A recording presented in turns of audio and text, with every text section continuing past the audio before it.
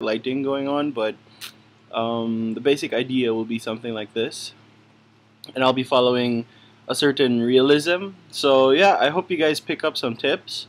Like, I'm sure most of you guys watching are already know how to model this or already know how to texture this, but I'm pretty sure you'll pick up some techniques that I might cover randomly, right? So yeah, check it out. I'll be posting these up on a Facebook page later on, which I'll introduce you guys to in one of my vlogs.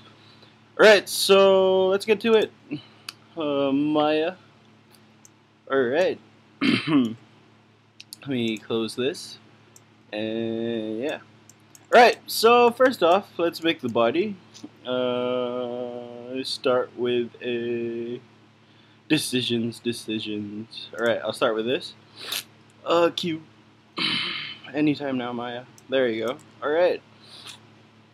Boom. Maya's acting slow today. Hello, Maya. Alright. Boom. Boom, boom, boom, boom, boom. Should have like epic background music or something. That'd be cool. Alright. So I'm pretty much blocking it out and then holding down the shift menu to open up the insert edge loop tool. If you go to option box, you can actually go and do multiple edge loops, and then if you insert one, every time you add an edge loop, it'll add in the middle, the exact middle. So I'll have like a few here to really, you know, shape this guy out.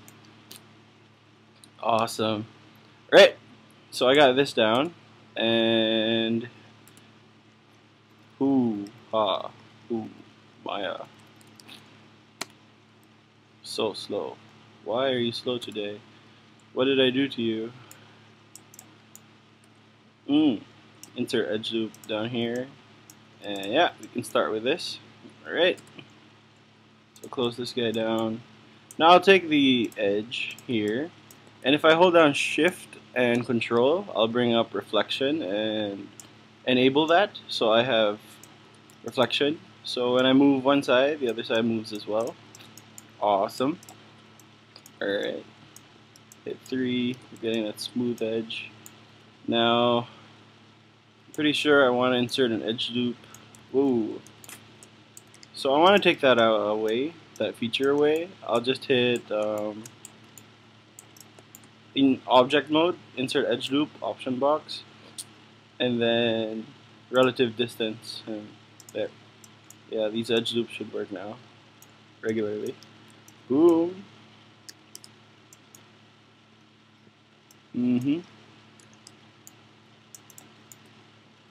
Insert edge loop here and see how that's working out. Alright, we're getting there, And then one more down here. And since I want this to be quite symmetrical, I'll just delete one side out and then duplicate it over. So I'll delete, I said faces. Delete faces. Now I'm going to mirror this guy over. Shift menu, mirror polygon, positive X. And let's see if it merged my verts for me. No, it did not. Alright, so I'm going to select this guy. In my channel box, poly mirror. It's supposed to merge. Alright, so it didn't merge, so I'm going to select the verts manually and merge it myself. Merge vertices here. Again, that was the shift menu. Okay, what happened here? Okay, so in merge vert, we have a bit, the influence was a bit too strong. So we're gonna bring it down to 0, 1. And now, this guy should work just fine. There you go. Awesome. Wait, what happened here? What? Hey, what is this? What happened here?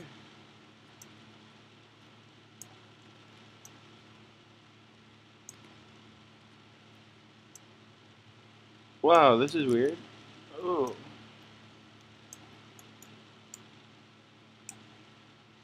Oh, I see why. Sorry, I'm not hitting the proper. Fudge. Delete. 6. I have a face. Apparently. Why do I have a face here? Hello, face. Anyways, mirror polygon. Positive X, and yep, that worked fine. And there you have it. We have a first. Yeah, that took a while. I'm sorry. I'm sorry. Alright, 3. Now I'm gonna take this edge in the middle and soft select that. Bring up the fall off and just push this back. Just a touch. A bit too much. Bring up that fall off. Really get this going. And there you have it. Awesome.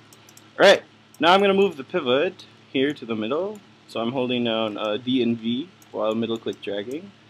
And then holding down X, I'll bring it back to the middle. Just so we know that its cover will be in the middle. And maybe scale this up a bit. These whiskey flasks are quite thick. That's what she said. Anyways, alright, so let's create a cylinder. And yeah, now's a good time to check on your reference and making sure that you know what you're doing. I'm gonna click back and see if I can find a closer image. Yeah, I like this one, this cover. Looks kind of fancy. But I like a bit worn out. I like it a bit worn out. Oh, come on. Wrong image? Seriously?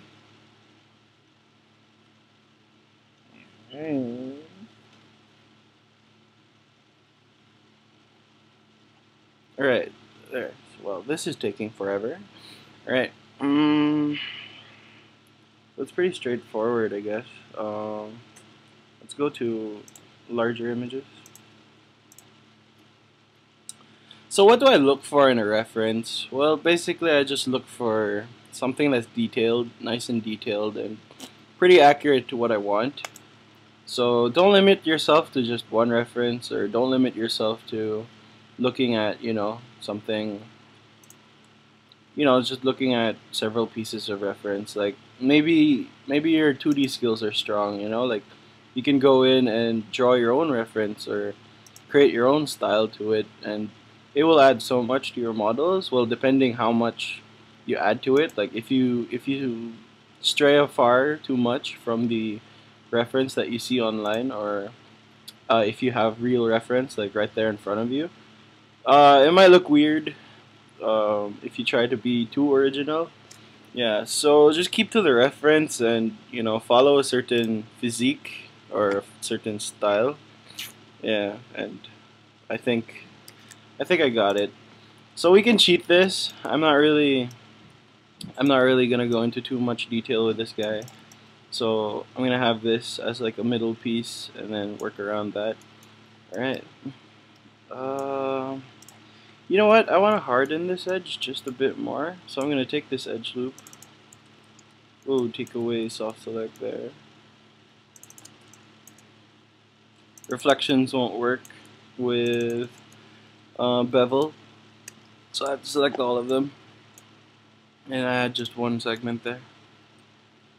One segment, and then bring down the offset. And that should sharpen my edge just a tad bit more. There you go. Awesome. I'll do the same down here. So I'm going to take this edge. So again, it's nice to look at reference and really, picking up something every time you look at the reference, because that's time being, taken looking at reference. Alright, so there you go. Alright, that's a hard edge. That's a hard edge. That's what she said. Anyways, god damn it. Alright, I'll duplicate this. And then scale this up, scale it down X, and yeah, let's bring it down a bit. Was it like that? No, it was not. Arthur, pay attention. Boom. Bring it up here. Duplicate this guy. Bring it up here for the cap. scale that guy up a bit. And now we can add the bevels. So this bevel will be different. It might be a tad bit rounder. 2 segments would be nice. Thank you. And yeah, something like that. Awesome. And then I'll take this edge, bevel this guy out, lessen the offset, and then add a segment. Bring down that offset. Awesome! Alright, next, this guy. Bevels will be the same. Bevel this guy out, offset, lessen that, bring up segments, 1, and this guy's done. Okay. And you can pretty much work with this already. Yeah. But we want to add more detail, just this guy down here. Alright. So what we're going to do is, well, it's kind of looking small right now. That was tempting. That's what she said. Yeah. Anyways, yeah, I'm going to scale this guy up a bit. Move it forward. Yeah. Yeah. Sorry for my jokes, because one of my friends telling me that everything I say in my tutorials are quite vulgar. If you guys think about it, it's like I'm gonna move it forward just a tad bit, slide that edge, merge that pivot, I don't know, snap to point, subdivide. No, I'm kidding. Anyways, okay, that's enough. Enough of that. Enough of that. Yeah. I'll insert an edge loop here in the middle, and then I'm gonna take these 2 faces. See what I'm talking about? It's like I'm gonna merge this and take these 2 faces and just extrude. Alright, so I extruded this guy out. Alright, and I'm gonna insert an edge loop down here. Awesome. And then insert an edge loop. You know what? I'm gonna have to be quite detailed with this guy. So I'm gonna take this edge loop, this edge, this edge, this edge, this edge, and this edge, this edge, that edge. Yeah, maybe these guys as well. And I'm just gonna bevel. There, that will sharpen them up. Now I have to fix this down here. So we have a triangle. And what I'd usually do is insert an edge loop over here. And then take this edge, delete, and split polygon tool, split this guy down here, and then split this guy down here. 3. There. So it will look like it's a part of that piece. And again, I'll do the same here. Take these 2 edges, delete edge, and then go to split polygon tool, slide this guy in, slide that there, this guy as well, slide him there. Awesome. Right, next, this guy down here. I'm gonna insert an edge loop again down here. Take these edges, delete edge, split polygon tool, and split polygon tool. Awesome. Other side, edge. Take these edges, delete them. Oh, my camera. Split polygon tool. Again, this is all the shift menu, guys. Just, you know, play around with the shift menu. It is amazing. It does wonders. Alright, so you have something like this. There you go.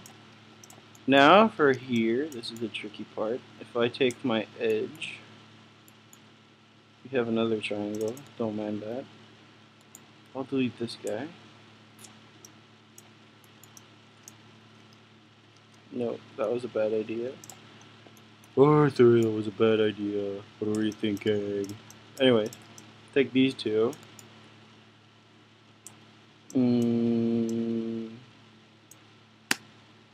Hey, spacebar. Spacebar. Ah!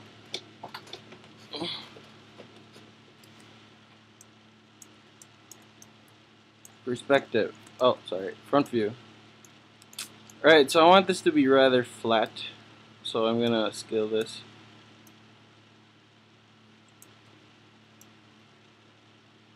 I'm gonna take verts. So I'm gonna select these verts here. Actually, I want to select this edge loop. Front view. And then scale him down as well. Together right now over me. Anyways, there. Okay. Alright, so now how do we make this into quads? Well, I should have added one more segment, that would have fixed it. But in this case, we're gonna need something more than that. I'm gonna insert an edge loop down here, just so we have something to work with. Okay, this is rather tricky. I could go in, delete this edge, delete this edge.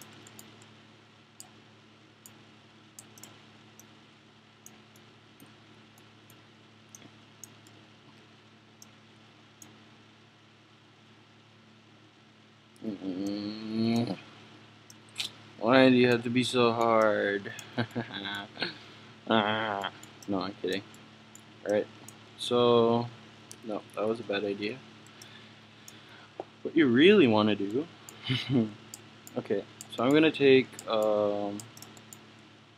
split polygon tool, I'm going to split this guy here, like this, and take this edge, and delete. So now, I got myself into more trouble. Split, and split polygon tool, take this guy, split that in half. No, that is terrible. That is a terrible fix. Alright.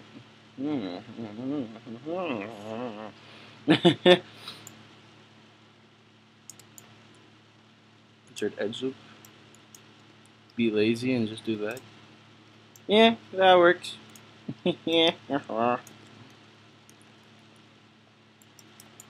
Mwahaha. Sure. Yeah, I think I'll just insert those edge loops. One edge loop here, one edge loop here. There, that works. There you go. Yeah, we can do that. That's completely fine. Alright, now I'm gonna take another cylinder, snap it to a vert.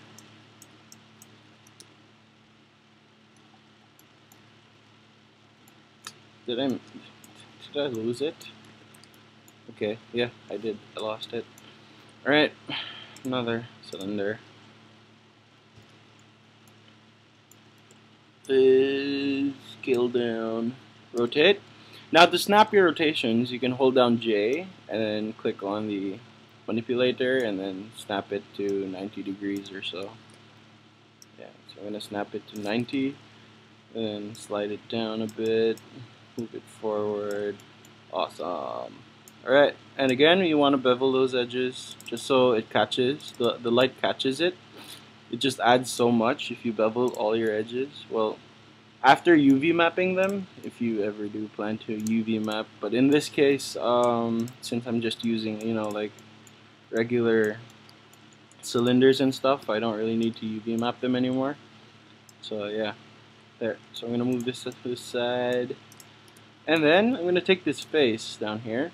So to take this face, I'm gonna select this and this, and if I grow my selection, it will select that face. Now I have to shrink it. So use the comma, and then it will go down twice. Yeah. And I'm gonna extrude this face. Bring down offset a bit, just a tad bit, and then thickness, bring it in. Okay. I needed a bit more offset. And then G to do that again. Offset, just a bit. Thickness. Awesome. Now I'm gonna take my edges, and then bevel them.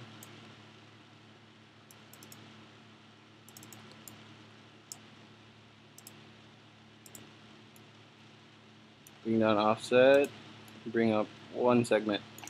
Awesome. And there you have it, guys. Yeah, that's looking fancy. Scale this guy up a bit. Oh, alright, great. And there you have it, guys. A whiskey flask type thing. Now, I kind of like this bend. I also kind of like how it's merged into one piece. But there are others that are like this, see? So again, like, don't limit yourself to, you know, what you see in reference. Because there are others that are like that. Like these ones here, those ones there. But I do like that bend, so I'm going to have it bend a bit. So what I'm going to do is I'm going to create another edge loop down here. And then just take these vertices, pull them down, and rotate them a tad bit. Maybe even scale them down a bit. Pull them down. So kinky. Pull them down. Yeah, pull it down. Anyways, 3. So we have a little bend. But, you know, let's just go the extra mile. And, like, scale this guy down. And then to add that curve, I'm gonna soft select, make sure that I'm not hitting the border. And then rotate this guy up, bring it down. Awesome! Awesome! Yeah, I love it! I love it! Alright. It's a bit off. That is sad. I should have had it like here. Never mind. It's based off camera anyway, so you're not gonna see it. There. So I'm gonna have it at like this angle. Alright, so now I'm gonna put a base and we can start lighting this guy. So I'm gonna put a base and yeah. Let's start lighting. Alright. So what I do first off is make like a table type thing for my still life stuff. If you guys add me up on Facebook, well, some of you did add me up on Facebook. You guys might see my still life album, and that still life album contains stuff that I've been doing similar to this one. It's really just, you know, still life stuff, and then yeah, it's really just random objects that I, you know, render every now and then. Yeah. Alright, so anyways, let's fix the camera first. I'm working in perspective. I don't need to make a new camera. So focal length, I'll make it 50. 50 is always nice for like photography. Like when you're choosing a lens, here, if I open my camera attributes, for those of you who are not into photography, a good thing to keep in mind is when you're doing still life stuff or when you're doing close-ups, like on faces, 50 is kind of good. If you're doing environments, a nice lens might be 18, you know, like a wide angle lens. I don't know, it really depends. It's up to your vision. Like, see, like now it looks kind of flat. And then foreshortening if you want it. Yeah, play around with your focal length when you're making your composition. It just adds so much. Like, I see beginners render out stuff, and well, I'm still a beginner. Don't get me wrong, okay? But I see most beginners when they render out their stuff, they don't really play around with their focal length, and you know, like focal length just adds so much to your work. You guys just don't realize. Like choosing your lens will add so much to your models. You'll be amazed.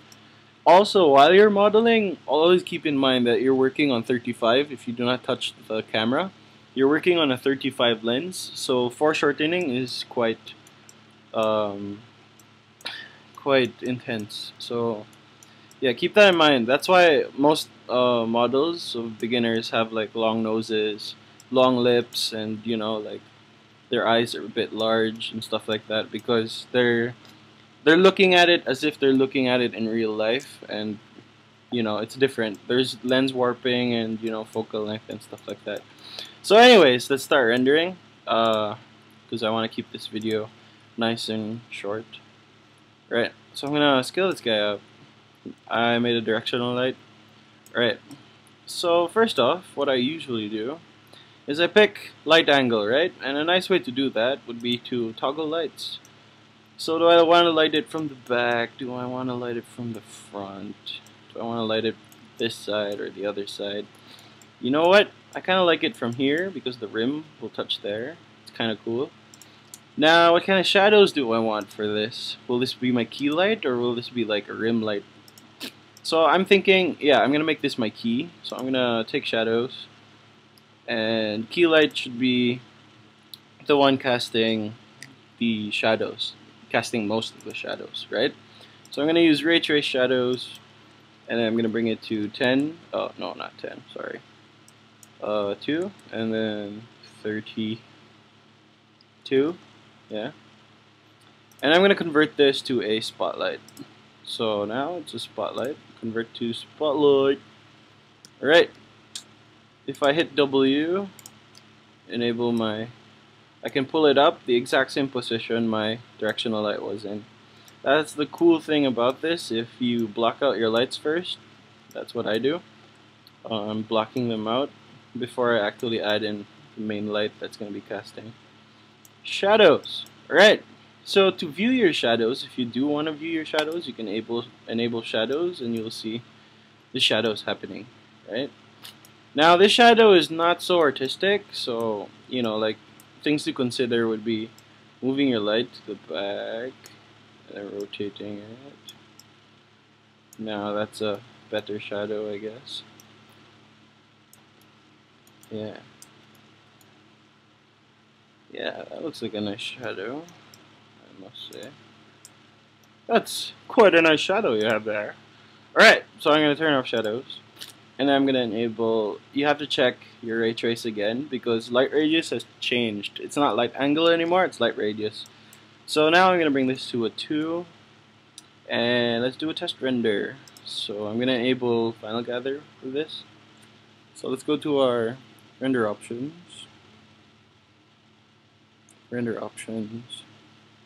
Fudge. Hey, hello, hello, hello, hello. Knock knock. Who's there? Knock knock. Oh man, Maya is so slow. So, how are you guys doing? It's been okay, there you go. Okay. Mental ray is not enabled. That was a waste of time. So window, settings and preferences. Plugin manager. If you guys don't have mental ray does come with Maya, so you have it. It's right here at the bottom if you're using 2013. Enable an auto load. Hello. Might take a while for you guys too. I highly doubt it. I'm recording, so my unit is going a bit slower. Ah, fudge, fudge, fudge.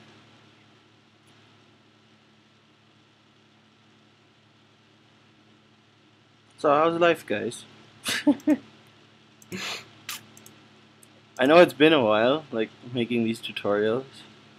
I hope I'm not getting rusty. And thanks a lot, guys. Like I have 600 subscribers now. That does mean a lot to me. Thank you so much. I'm gonna start vlogging as soon as I get a haircut, and as soon as I get enough sleep. Like I'm just fresh out of school, and you know, I just look like shit. I got an email as well. there's like this website that wants to take my oh, there you go. Okay, never mind. Close. Awesome. All right, so options. Now let's go to mental ray. Indirect lighting. Indirect lighting. Ah! Awesome. Final guy there. Putting it to 10, then 0.1. Oh, darn. Tab, 0.1. So accuracy is 10, point density is 0.1. This is only for render time. I just want, you know, nice render time. You know, nice quick render time. Nice and quick render time. Render this guy out.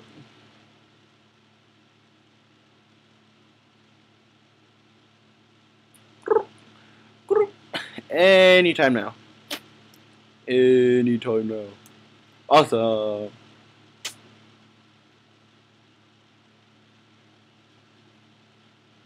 Alright. So, yeah, we have our key light. That's our key light. Hi, key light. Okay. My friends, meet key light. Hello, key light. Alright, so intensity is 1. Okay, penumbra. We forgot about the penumbra. So if you go to viewport 2.0, hopefully without my crashing. Humana.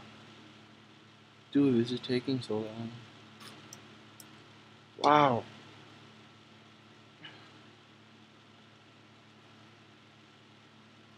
$10,000 years later. Okay, there you go. Penumbra angle. As you can see, like this thing is hard. So I can bring up penumbra. And it will soften that guy.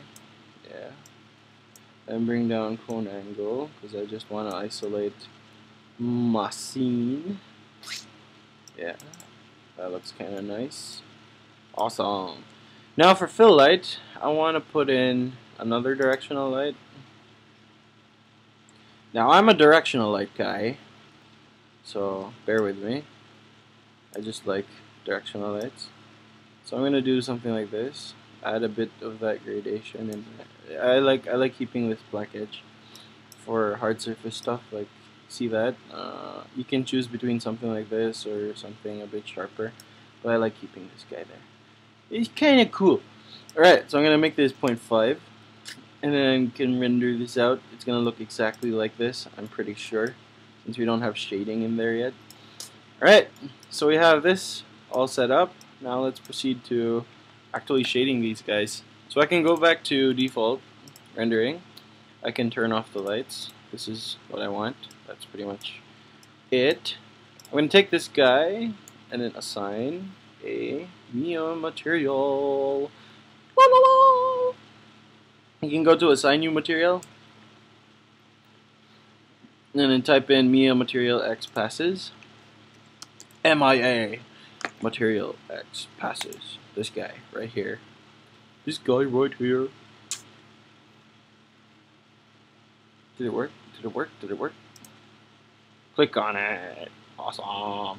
Alright, so I have this guy. Mia material X. Alright, so you guys can start with a preset if you want. Like, you can go in preset copper and replace. I prefer making my own copper.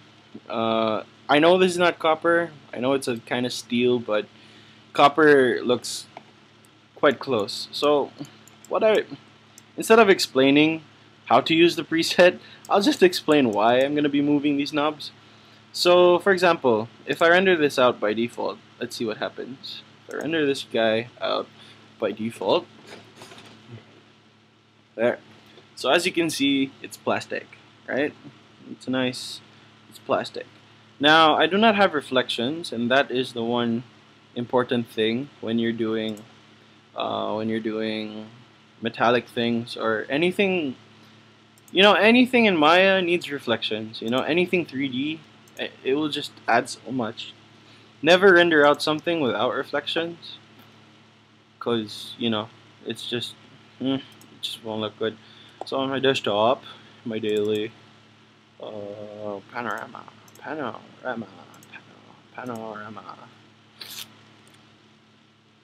Dream of Panorama. Oh, sorry. It's paradise. What am I saying? What is happening to me? Alright, so I'm gonna... Here, in render stats, take this guy, primary visibility, uncheck, because I don't want it to come out in the renders. So when I render this guy out, you're gonna see reflections.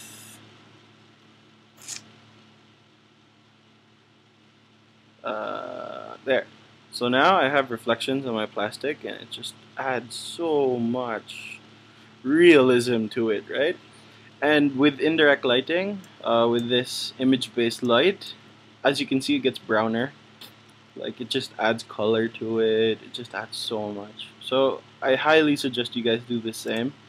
Right, now the next is making it work. So I'm gonna take this guy, but before that, I'm gonna apply a Lambert on this guy. Polyplane 1 Lambert. And I'm gonna apply a wood texture because I want this to be on like a wooden table type thing. Yeah. So I'm gonna apply a file. I clicked on that checker box. Take the image. I'm gonna throw in a wood texture. Not that one, I want this one. Nice old wood. That's what she said. Alright! Render this guy out.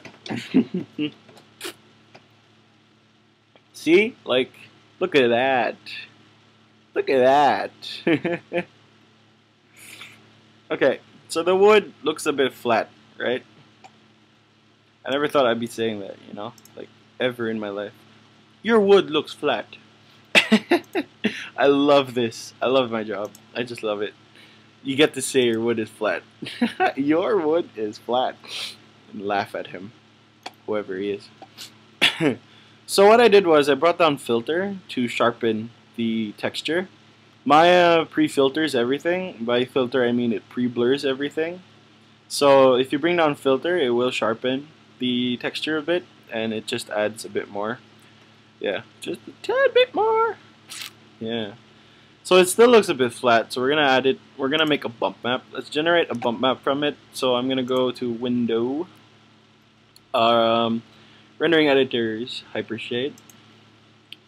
Now the cool thing about this is, I think I discussed this throughout my different tutorials, but if you're gonna use an image, use it wisely. Like here, I'll show you guys instead of like blabbing it out.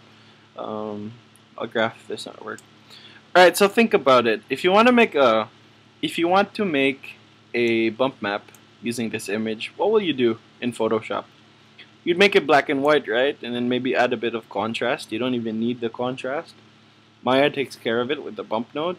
So what you do is, if you want to make something black and white in Maya, you can do it in Maya. I mean, if you want to make something black and white, you can do it in Maya.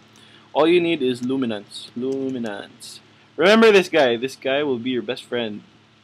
Yeah, the luminance node, as you can see on the icon, RGB to black and white to grayscale, right? So I'm going to take the file, middle click, and drag into that guy. Throw it into value. So now it's black and white. That's all it is, right? Now I'm going to throw it into the Lambert, middle click, drag, and add it into the bump map. Maya conveniently gives you this bump node, which I can bring down to 0.1. And I will add just a tad bit of bump. So if I render a region out, you guys will start seeing a bump map happening over there. Okay, a bit too weak, so maybe 0.5. If it's still weak, I might go back to 1. Okay, there you go. See?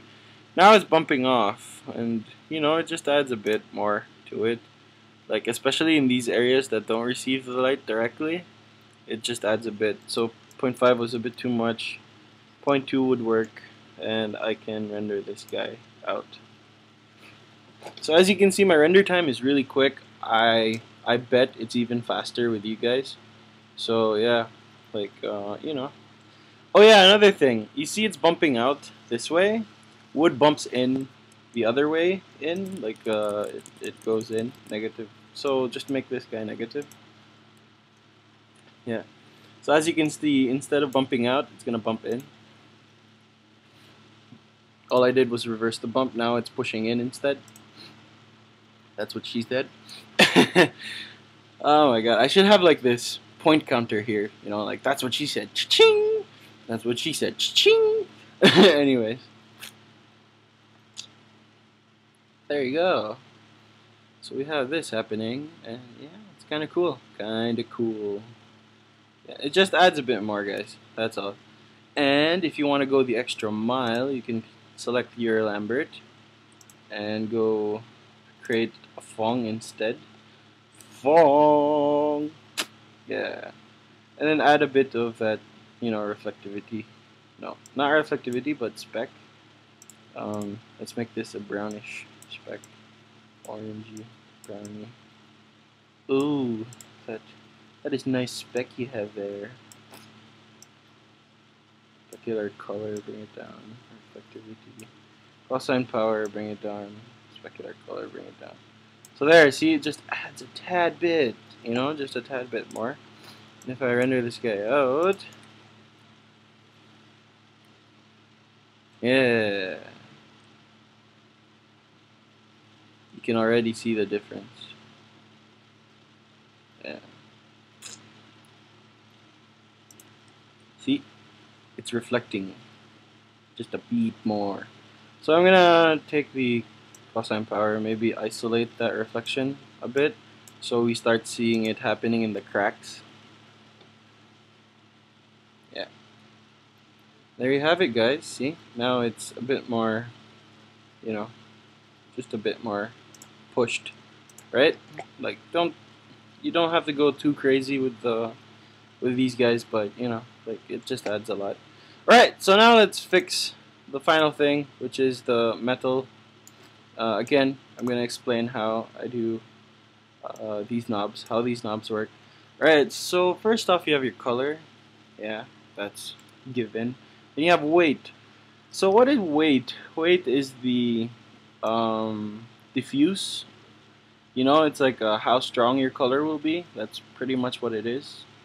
Let's say it's opacity, but it's not really opacity. It's like opacity over black, right? So it's gonna get darker. Yeah. Alright, so that's that. I'm gonna bring it to like a 0.5 because I want it to be rather dark. Metal doesn't really have that much color. It only has like half the color. So this is like a silver. Roughness is like here you can see it's like if you want a powdery effect, you can go higher. If you want like a clay-like effect, you know, like wet or something sticky-ish, plastic, you go to a 0. So I want something rather just a tad bit, you know, like metal is in the gray area between a sticky clay and a powdery substance, right? So I'm gonna do something like that somewhere around here. So think about it whenever you're doing something, like think about how much powder you want and how much clay you want, you know, in your stuff. Yeah. Alright, so just a bit of roughness might add just that, you know, extra push. Alright, so reflectivity and reflective color is the same thing. If I increase reflectivity, it's pretty much color, like well, not just that really. It's also reflectivity is also the image, like how much of the image is coming out. But yeah, that's also reflective color. It's the same. I swear, it's the same. If you move this guy down, it's gonna have the same effect. If you move this guy down, it's gonna have the same effect. Alright. So keeping that in mind, just you know, yeah. Glossiness is the really important thing here in reflections. Like if your glossiness is 1, it's gonna give you a solid image. But if I bring down glossiness to like half, you can see it affects the spec automatically, which is kind of cool. That's what I like about the Mio material, because it follows physical, you know, it follows physics where, you know, there's no such thing as spec. What is specularity?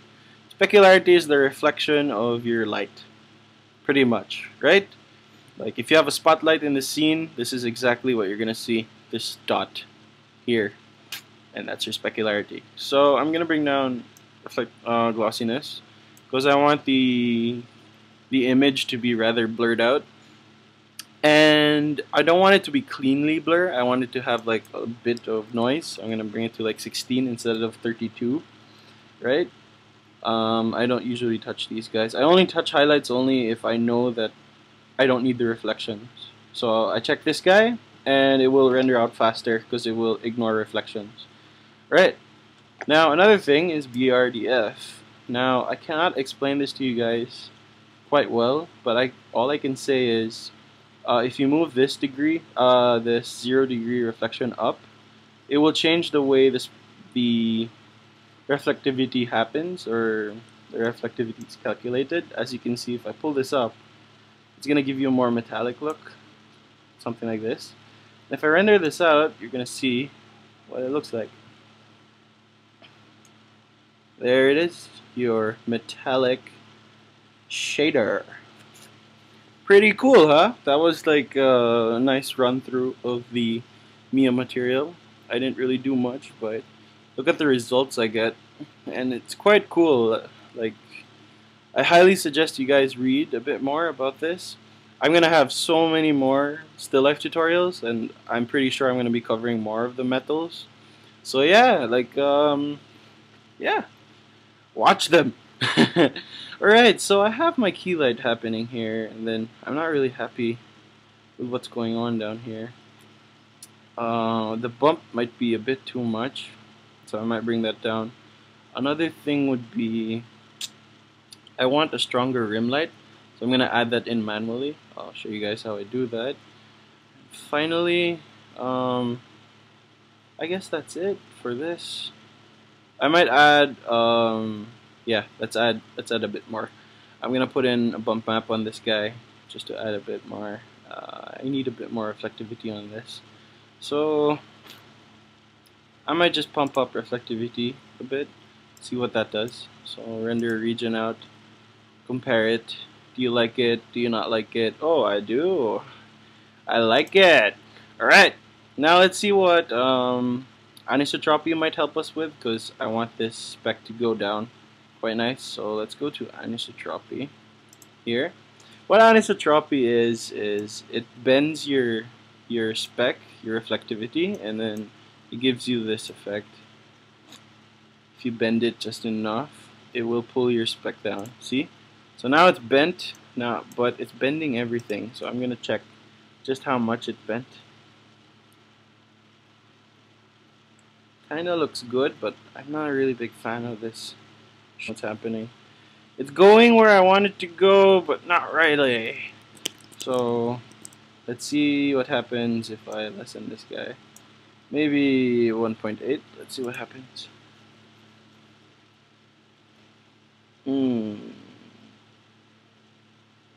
Okay, okay.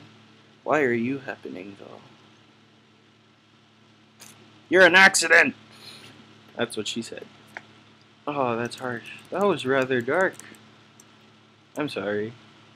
I'm an accident, so I can get away with it. Yeah, I don't know, guys. You can play around with it, but what's happening is my fill light is casting this. So if I take this guy and then uncheck emit specular, let's see what happens. There. Now it disappears and it's just filling in. So now all our spec is coming from the back. And yeah. So this effect, this anisotropic effect, adds so much. I don't even know if that's a real word, like anisotropic. What am I saying? Yeah. So yeah, I like how it's reflecting. It's just reflecting a bit too much color. That is weird. Yeah, rather weird. I like how this is. Right, so I'm going to take this guy.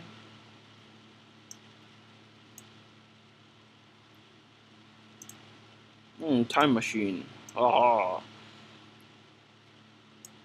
New material. Alright. So what's happening here?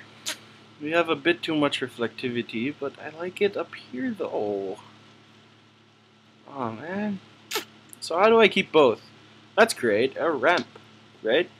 So I'm gonna take this guy, and I'm gonna cylindrical map it. So I'm gonna go to polygons, and create UVs, cylindrical mapping, and I'm gonna create a new UV set. This will be cylinder. Okay, spelling. I was called out for my spelling. I'm really sorry. I'm dyslexic. To those who are watching, I am dyslexic. I know it's not an excuse, but you know, when you're creating tutorials and you're talking and then you get lost, you just, you know, forget that you're being judged for your spelling. Apparently I spelled tongue wrong. I'm really sorry. I mean, come on, it's a tongue. Everyone knows what I meant. No, really. I appreciate you for calling me out on it. Yeah. And I'm pretty sure I'll be called out on it again. And I'm having fun like reading those comments. So anyways, now what I want to do is I want to make reflectivity softer down here and a reflectivity the same up here, right? So I'm going to look at my reflective value. Apparently I'm on a 0.8 and I like it. So I'm going to go to my window, rendering editors, hypershade. I'm going to graph this now. Oh, okay, it's already graphed for me. So I'm going to create a ramp, right? Let's create this ramp. Now, my maximum reflectivity, which will be up here, will be 0.8, right? So I'm going to make it white, but the value will be 0.8. 0.8. Awesome. Now, down here, I want this to be black. Well, not really black, because I want it to reflect a bit. So I'm going to make this like a 0.4, like somewhere half, right? So now I have this ramp, I can throw it into reflectivity. So I'm going to throw it into reflectivity, and as you can see, 0.4, awesome. And that should happen down here. It should lessen the reflectivity down here. And that's exactly what it did. So I'm toning down the color down here, but I'm still keeping what I want up there. So if I show you the whole thing, up there is still quite nice. Now it's giving me this fade I don't like. So I'm gonna bring down the ramp a bit. So let's take this ramp, take the ramp, and then I'm gonna make it a bit darker down here. Now I'm gonna push this guy down, just so it reflects more, and then I'm gonna smooth this guy out. Smooth, just so it's not a very sudden change. Now if I render this out again, half. No, let's render out the bad half. That wasn't rendered out. Render this guy out. There, as you can see, we got back that reflectivity there, and then we're losing a bit more down here. Now, this might not be physically accurate anymore, but it just adds to the art direction. Since we're doing like this still life painting-esque type thing, I do like to keep a nice art direction between, you know, how much reflection I'm gonna get and how much reflection, you know, you like to keep up here. And that was just a bit too much down here, so I'm adding that ramp in. Alright. Render time's going up because we have really weird glossiness and yeah, reflectivity, and it's quite nice. I like it. I like it. I like where it's going. One last thing I will put is that rim light. So here's a few tips of how I do that. I'm going to create a directional light, give it this ridiculous amount of intensity. So I'm going to bring it here and then, you know, start angling it in a way where it might work. Give it like a 4 and then, you know, sharpen that guy up. Alright. Now I'm going to give it shadows of 32 and 64. Now, why so high? Like, why is this guy 32 and 64? Now, I bring the light angle up to a 32. It will smooth the shadow out like crazy, making it invisible, quote unquote. And then with shadow rays at 64, and then that will smooth it out. Surprisingly, the render time won't really go up that high because Maya doesn't read it that much anymore since it's smoothed it out, like almost invisible. Now, why would you want to do this? I want to do this so that it's physically accurate. Like, all lights cast shadows, but not all lights cast harsh shadows. They cast like, you know, smooth shadows or ambient shadows. Like if you're in a lit room, look at your hand. Like how much shadows is it really casting? Like if you're in a well lit room, that's not really, you know, casting harsh shadows. Like your hand wouldn't cast that much shadows because, you know, the ambient lights and stuff. So yeah. Another thing too is I don't want this to touch the table because it's a rather high intensity. So I'm going to take this guy, select the table, then I'm going to go to rendering, and then lighting and shading. I'm going to break light lengths. Now once you break that, what's going to happen is if I render this out, the table will stay the same, but the now I'm going to have this rim light. There you go. See that rim light? That is beautiful. Yeah, I'm gonna render this guy out. Oh dear, no, no, no, no! Let's frame this guy up first.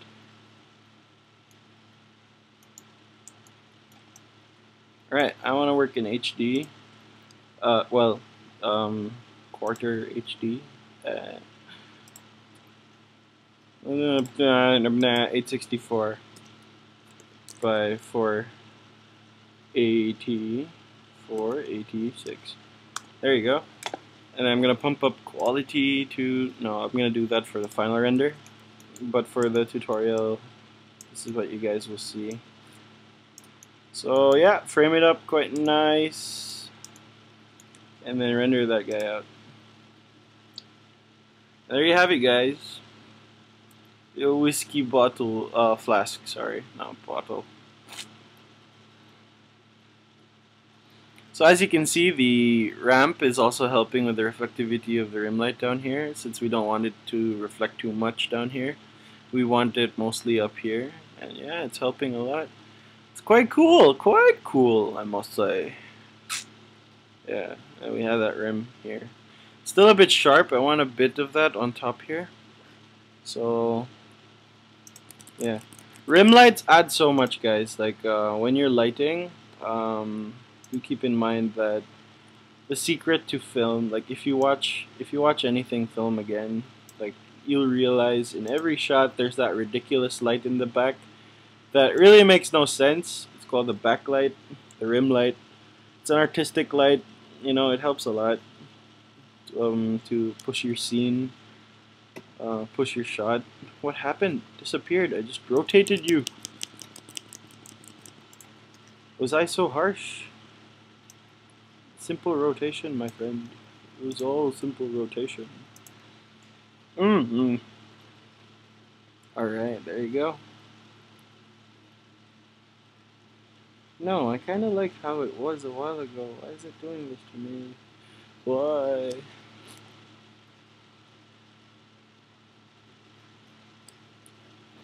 There are many ways to make rims. You can do it with a shader, or you can do it with a light. I prefer doing it with a light. I had bad experiences with the shader, the rim shader. It's just hard to comp sometimes, and you get it in places that don't really have rim, you know? Like, they're not really supposed to be there. You're an accident! Yeah. Alright. Okay, there. That's what I want. That's the rim I want. That's the way. I like it.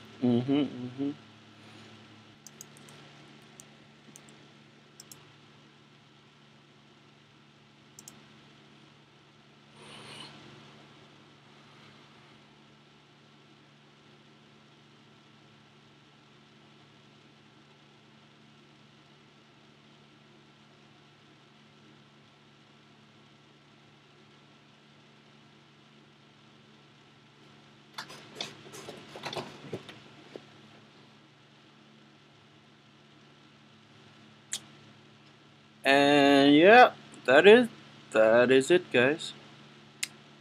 Yeah. That is it. So I hope this helps, and yeah,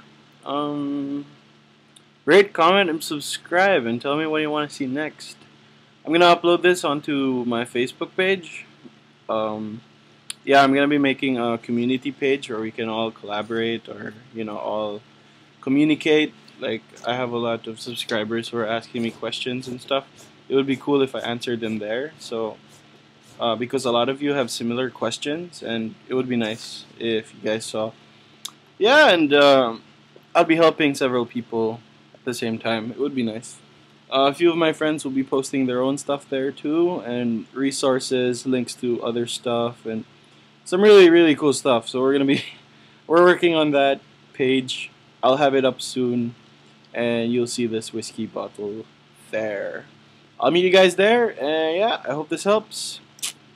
So yeah, cheers, guys.